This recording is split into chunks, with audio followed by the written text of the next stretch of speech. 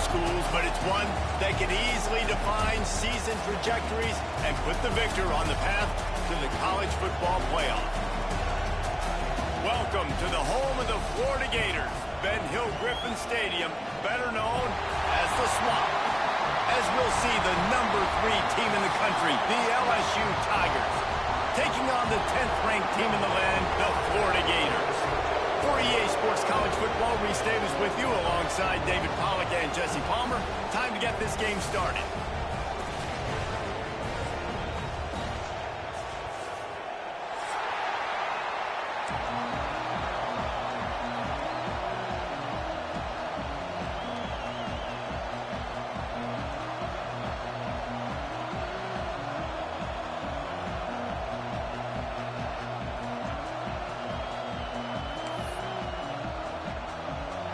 LSU will put a foot to it for the opening kickoff.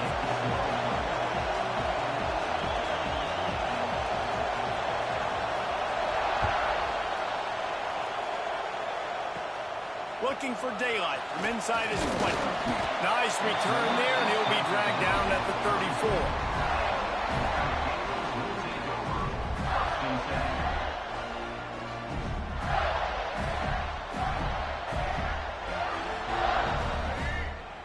Defense trying to keep this offense from getting a line on who to block. RPO complete to open the drive. Really confident throw and catch there. Big pickup, and they have a first down. Few teams improved over the second half of last season as much as Florida. And, Jesse, the biggest reason, the play of the young quarterback, DJ Lagway. He was just unflappable a year ago, Reese, as a true freshman. We saw that on the field, but even in my time sitting down and meeting with him, he just has a poise and a demeanor and a confidence that you don't see very often in college. This is a different type of dude, and they're expecting him to take the next level. And with that, this program carrying it on his shoulders. Their performance in SEC play last year was forgettable. They'd love to make it memorable this time around. I love when Reese uses the phrases like forgettable, which means it was awful, not very good, okay? So they're looking for a bounce back. They've been selling this program all offseason. They've been trying to bring in new additions. They've been trying to create some juice, Palmer. Now they got to go out and do it. I think they realized, too, a year ago they weren't as talented as some of their opponents, but they also gave some games away. And they've got to be better in critical down and distance in big moments when they get into these SEC conference games this season.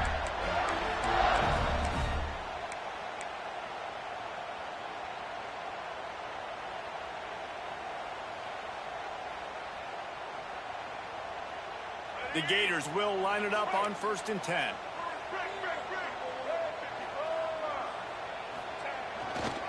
They'll ride the hot hand. And the defense holds firm. No pickup at all on that play. You can really set the tone for what's possible in your season in early season showdowns like this, both in the top 10 and both with the loftiest of goals. This one's fun too, David, because we had this game circled in the offseason. We knew this was going to be a really good matchup early, and we're going to find out the answers to a lot of questions we have about both these teams. Well, and sometimes it's hard to figure that out, right? Like, you don't get till mid-season, you're like, oh, they haven't played anybody. Out the gates, 2 top 10 teams, we get to find out really quickly who's legit. The Gators are at the line looking to convert on 3rd and short. Wants to adjust the pattern. On the move. Got some room into the goal line. And he runs it in for the score. Touchdown, Florida. Now, coaches always talk about starting fast and taking that opening drive and really setting the tone for the football game, and that is exactly what they did. And they finish it with a good brand of physicality, running the football, ending the drive, and getting off to the 6-0 start. They're ready to kick it away, and this crowd is buzzing after that last score.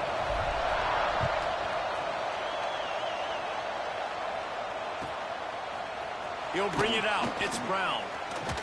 He was looking for some running room, but not much to be found as he stopped at the 18.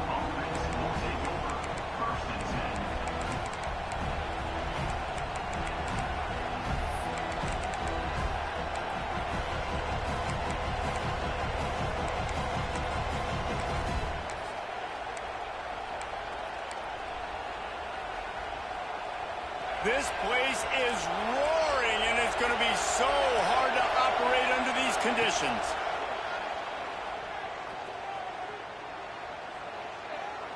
Still looking, on the move. And not much going on downfield. They just get rid of it and live to play another down. When these two first met in 1937 in Baton Rouge, LSU shut out the Gators. Florida would notch the first road victory in this swampy series when they beat LSU on the Bayou in 1956. A lot of history between these two teams because even when there were 2 divisions in the SEC, this was a constant cross-division rivalry featuring lots of NFL talent and some really dramatic games. I remember being the #1 team in the nation back in 1997, going into Baton Rouge and losing, and the fans rushing the field, tearing down the goalposts. These two teams have unbelievable fan bases and lots of talent on the field.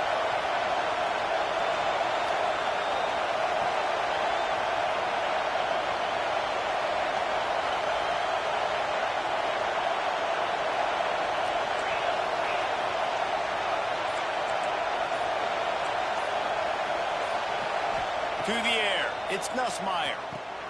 He's got it. He'll get it up to about the 32-yard line before he's stopped, and it'll be first down. Well, after watching the other offense go down the field and score a touchdown, you know this guy's trying to lead his offense to do the exact same thing. That was a big 3rd down. I know there's a lot of football left to play, but you're trying to establish confidence as early as possible. That last throw is really going to help out your team.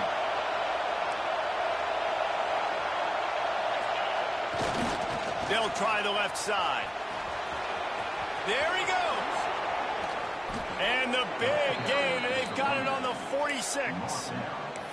I'll tell you, the defense is going to have to do a much better job containing these outside run plays. They better be able to funnel the football back to the middle of the field because this guy with his speed can kill you like he did on that outside run play there to the left. Might as well give it to him again. He steps out of bounds at the 41-yard line. The Tigers are in the hurry-up. The offense has a little bit of success on the ground, and they're up. Look at them. They're ready to go again. Back on the line of scrimmage, ready to run another play. And he never had a chance. Just stopped cold as soon as he got it. And that play shows you really what this defense is about. It's a difficult one to attack. They're really good. One of the best in the country. They come at you from all angles. So I'm interested to watch. How do you mix up the play calling? How do you keep the defense off balance? Because they are a good one. We've come to the end of the quarter, and it's Florida on top. We've played one. Before we move on, let's have a look at the stats. Now to see if these guys can get back in the game in the second quarter.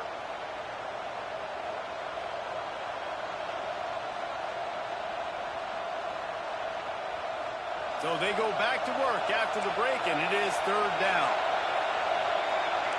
Back to throw, it's Van Buren. Makes the catch. Really nice job to convert that 3rd down, and they've got it at the 33. I was starting to think about what they would do if they didn't pick up the first down here, but I guess that's a moot point now.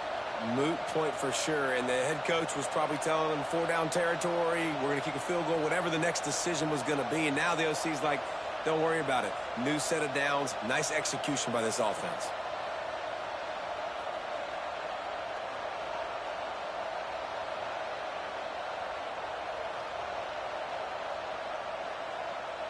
And the Tigers will have it 1st and 10.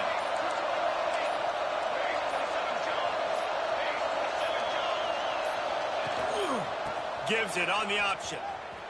And some room to work. Coaches always harp about staying ahead of the chains, and when you can run with that type of efficiency on 1st down, man, you are doing just that.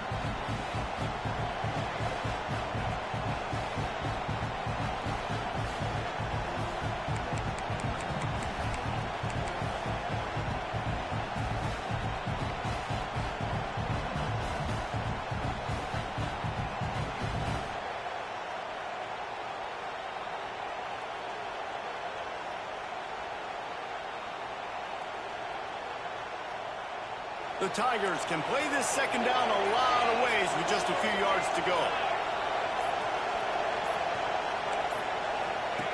The option look. This junior making his presence felt and making the stop after a short gain. As an offense, you're okay with that. You're going to run option plays, and sometimes you're going to bust it big, but sometimes you don't necessarily read it correctly, get some positive yards, and then we come back and we do it all over again with different reads against the different defense. This crowd unhinged, trying to make sure the Gators don't back down on 3rd down. Down to 2 minutes to play in the half, and the referee's signal for the 2-minute timeout.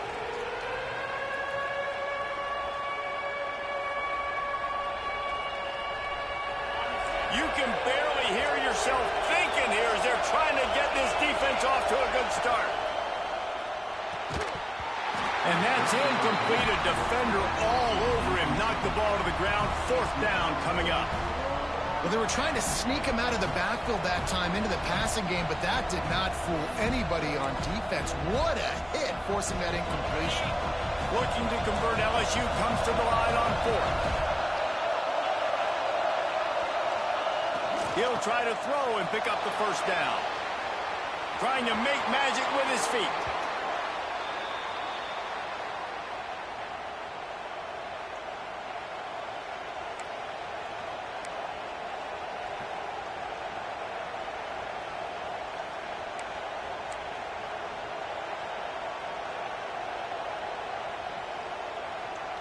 They've moved it to the 19, 1st and 10. DBs lock up tight on the receivers.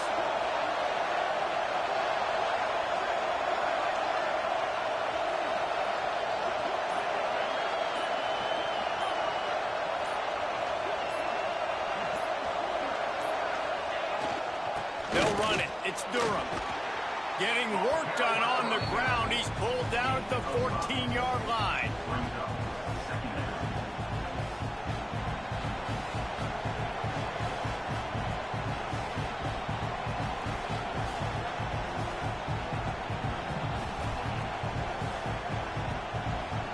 Second down coming up on this red zone opportunity.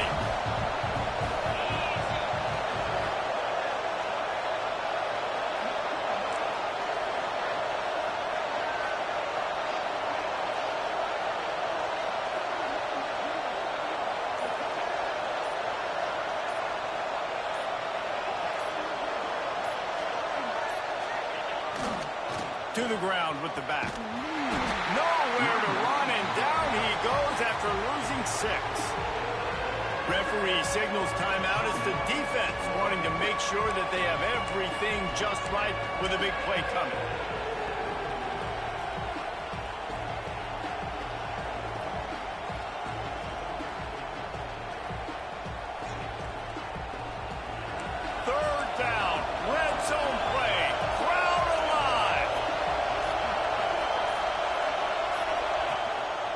Rides the back and leaves it on the option.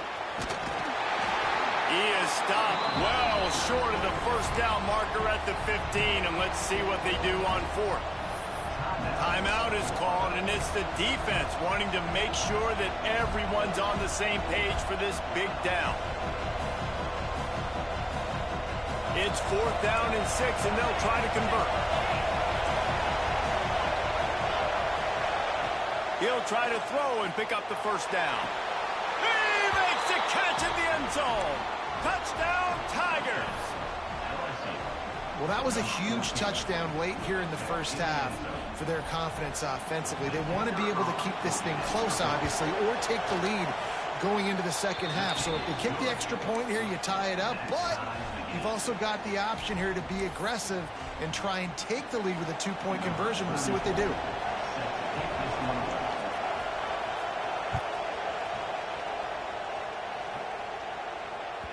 And as the ball makes its way into the end zone, it'll be a touchback. They'll bring it out to the 25.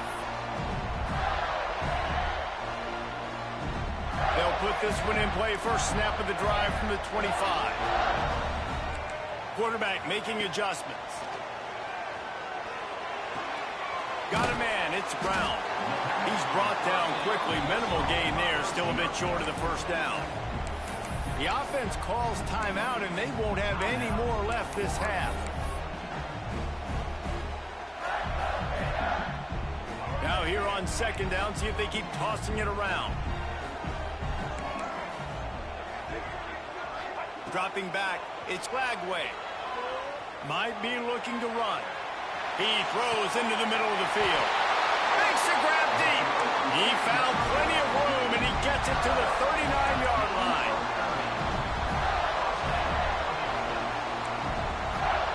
Looking downfield on first down. Makes the catch. It's Sturdivant. That should be the final play of the first half. They'll run play action. Fires deep toward the end zone. Pass is incomplete, and that's going to do it for the first half. First half in the books. Time now to join Kevin Connors in our halftime update.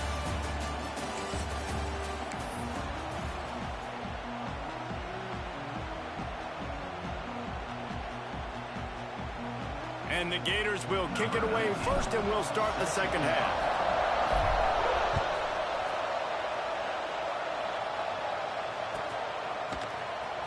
Fielded in the end zone. It's Brown.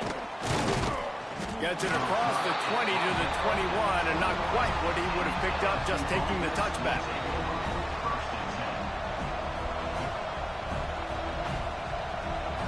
LSU will dive into the playbook here on offense.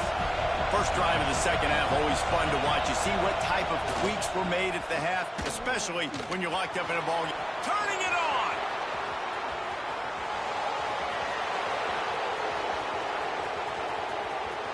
Touchdown, LSU! They take the lead with the 6. Love the play call offensively. They knew the defense were crowding a lot of bodies close to the line of scrimmage, and once they were able to get into the second level, all they had to do was make one guy miss and get one good angle. And with the speed that ball carrier has, man, that thing was a sure shot touchdown.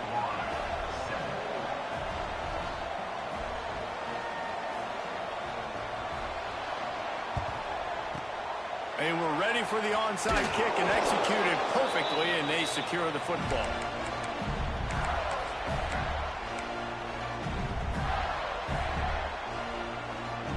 The Gators sending the offense back to work. Oh, he's got a chance. And how about that play by that giant, that mountain of a man on the defensive front? Quarterback may change this route. To throw, it's Flagway. With the catch, it's Livingston. Man, this sophomore quarterback unleashed a cannon on that one. Well, it's a nice job by the tight end there. He's patient, fights his way through all the traffic in the middle of the field, running that drag route, making it an easy completion for the quarterback. Moving closer to the red zone, it's at the 27 on first down. They'll send the tight end in motion.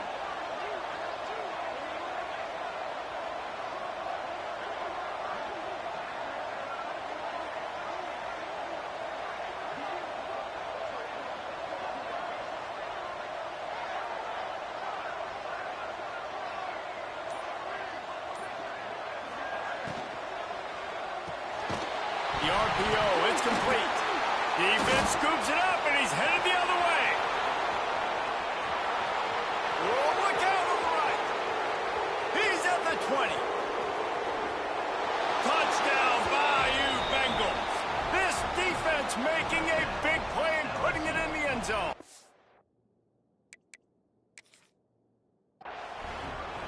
Nice job by the defense forcing the fumble. That took the perfect bounce right into the DB's hands. He shows you the speed and takes it back all the way for a touchdown. That was the definition of a fortuitous bounce. Might have to give that coach a flag and a whistle. He was right on in his view of the play, and the officials agree and overturn the call. Plenty of distance between them and the sticks here on second down. Got it in the middle. It's Livingston. That one takes it down to the 13-yard line. And that's why QBs love their tight ends so much, right? Especially when they're athletic, because they make short throws turn into long gains. Because of his ability after the catch, it's so unique and special. He is dominant in this offense. The Gators are on the move.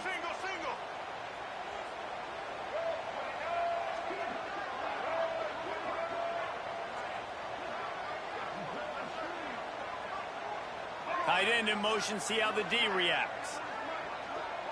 Might be changing the route.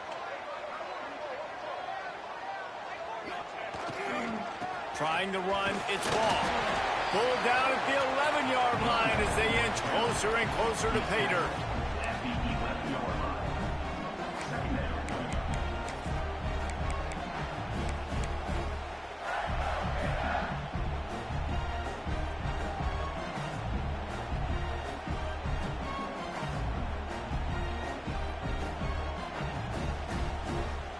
It'll be second down, and remember, they can pick up a first without scoring.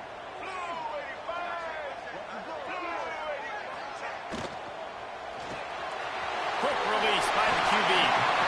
That is an excellent throw by the quarterback, finding the window between the zones and delivering that ball on time.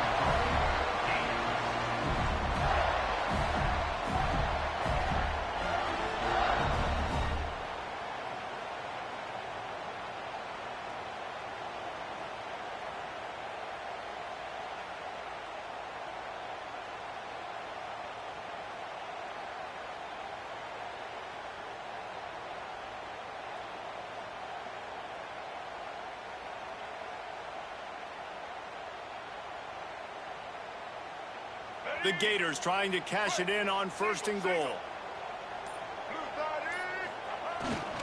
They'll try to get it in with the run. And they can't punch it in with a first down run, and the defense has one stop. And yeah, that's kind of surprising. And we talked about this before the game. One of the big matchups. Run the football against a defense that's been susceptible against the run throughout the season. But this offense just can't find a way to get it going. And I'm surprised, but now what's your counterpunch? How are you going to get the ground game going? Because so far, not a lot of success.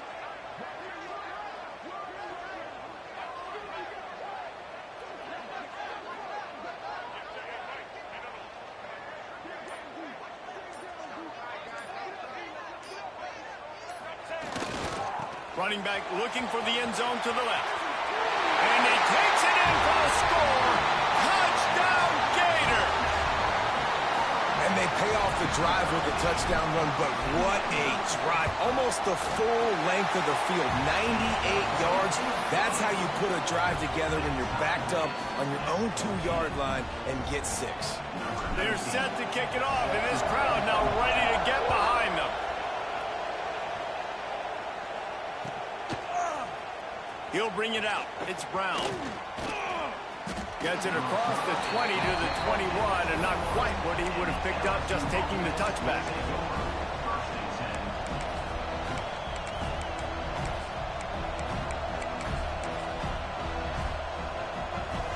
Final play of the quarter coming.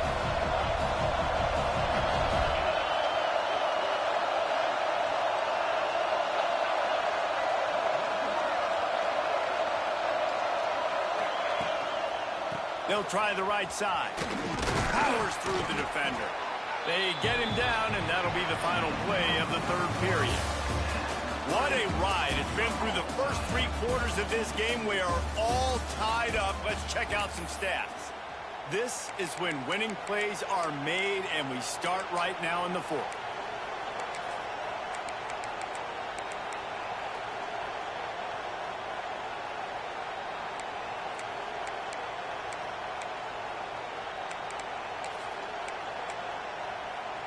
So the final period starts with a 2nd down play. He'll try the left side. Got the 1st down. Looking for more. All down, but he has enough to move the chains. It's got to feel good as an offense knowing that early in the drive you can turn around, hand it off, get a push up front, and go get positive yardage.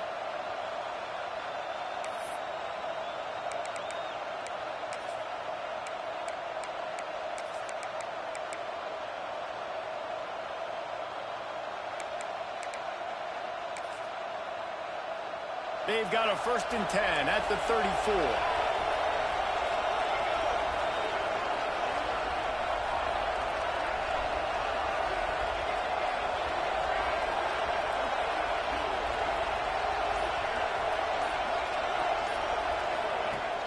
Use the play fake. Now to throw. Finds his tight end. And a good job of coverage by that defense. Just a short pickup. I like the idea by the quarterback there. You're trying to get this 1st down, so you find the tight end, see if you can make a guy miss or shake a tackle. Not able to get it done.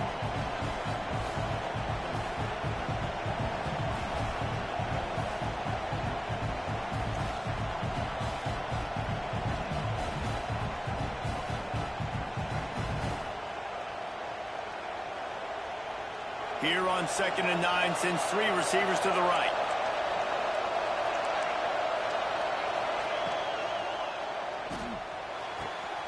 Grabbed in the middle. It's Watkins. Flying down the left side. And this defense is going to have their hands full because they're going to need to be comfortable with guys one-on-one on islands in the perimeter of the field. And they're just going to have to make better plays than what we saw right there. They knew this offense was going to try to be aggressive. Got to need better effort in the back end for this defense moving forward.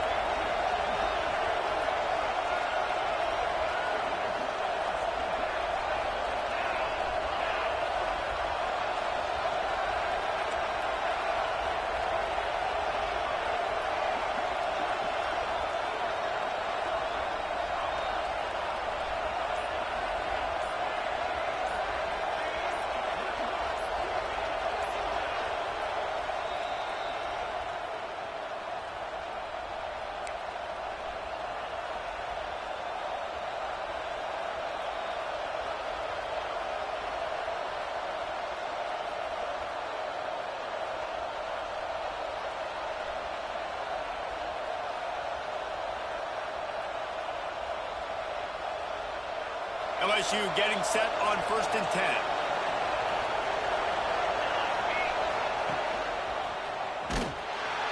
Makes a stop in the backfield. He'll lose 4.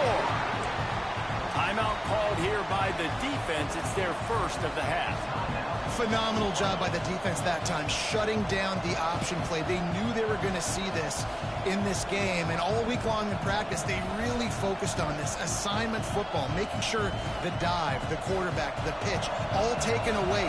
Nowhere to go with the football that time offensively. The defense coming up with a huge negative play. Buys a little extra time. Gets rid of it. Not in lockstep there with the receiver. Well, I know it hasn't been a tremendous day statistically for this quarterback, but his decision-making has been good enough to win this game. Hasn't thrown a lot of TDs so far, but when things aren't open, he throws it away like on that play right there. He's not putting his team in a bad spot, and that's why they still have a shot to walk out of here with a W.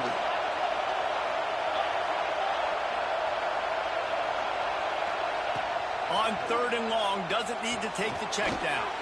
Caught over the middle. It's Berry. They've done a really good job identifying mismatches, and they find one out of the backfield there. Reese, I really don't think it's that hard. My guy is better than yours. Find the matchup across the field.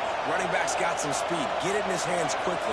Throw it to him fast. Let him make somebody miss against a slower guy that's usually a linebacker.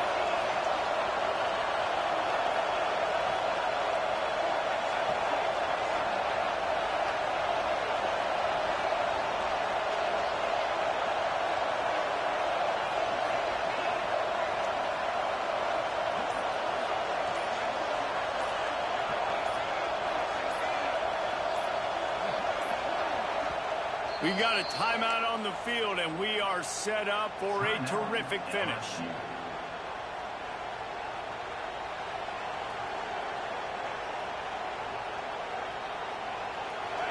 Huge moment coming here as they try to punch it in and quiet this crazy, raucous crowd. The give to the tailback. And maybe he'll get back to the line of scrimmage, but no more than that.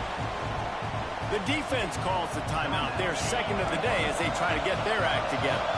Going to work on second down in the red zone and still some ground to cover to pick up that first down. He's stopped for no gain again. Back-to-back runs, and they have nothing to show for it except facing a third and long. The crowd getting behind this defense as they try to get a stop in the red zone. Leaves it with the running back.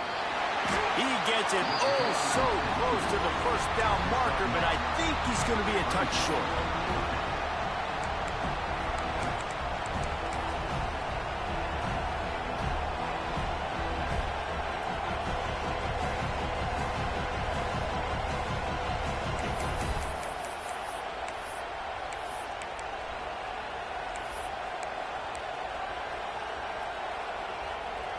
Going for it on fourth down late in a tie game. This is a huge play.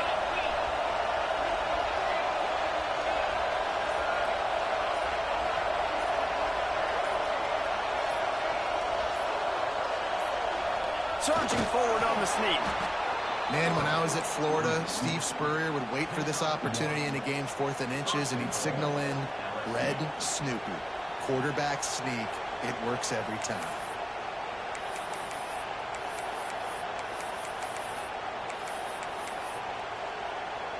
They go to the Wildcat here, looking to take advantage of that extra blocker. On the direct snap, it's Berry.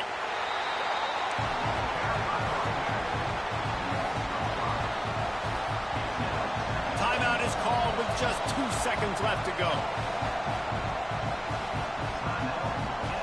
And they're going to head out to line up for a field goal. And it all comes down to this. Make or miss, win or lose. Nerves of steel. Right down the boulevard on the game-winning chip shot. How much fun was that one? And you just dream of having games like that every time you go into the booth. I'll watch those two teams play anytime. Yeah, that's what's fun about good teams. Really good teams squaring off. Like, there wasn't a lot of difference between these two squads. We could watch these every week. Love calling these games because they're competitive.